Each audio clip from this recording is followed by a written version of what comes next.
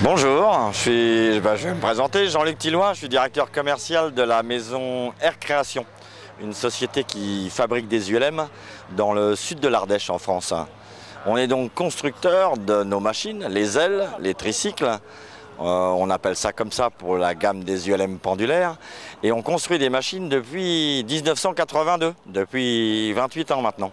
C'est vous dire qu'on a une certaine expérience et que vous pouvez imaginer, on a déjà conçu, fabriqué et vendu beaucoup de machines. L'entreprise emploie 24 personnes, sachant qu'on réalise la conception et la fabrication complète de nos voilures, comme vous pouvez le voir peut-être là dans le fond derrière. Ce type d'aile par exemple, qui est entièrement réalisé par les couturières de notre voilerie et une partie mécanique puisque bien sûr il y a une structure en aluminium à l'intérieur.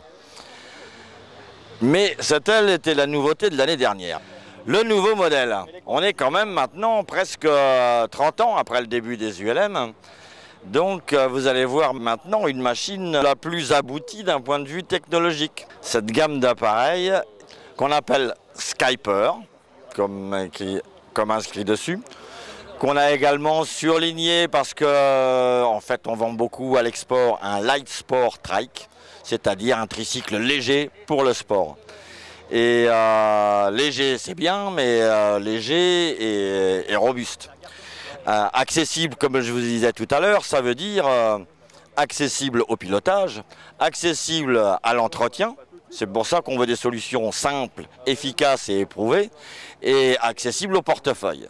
C'est pour ça que vous voyez une machine relativement dépouillée, un petit peu comme on le fait sur les motos, et où on peut avoir des gammes très enveloppées, très cossues, très carénées, comme on peut faire des machines beaucoup plus légères et sportives. D'ailleurs, on peut rapprocher pas mal cette gamme de machines avec la moto. On a voulu qu'il soit ergonomique et confortable. Ça sera difficile à voir sur une vidéo, il faudrait s'installer à bord pour le comprendre.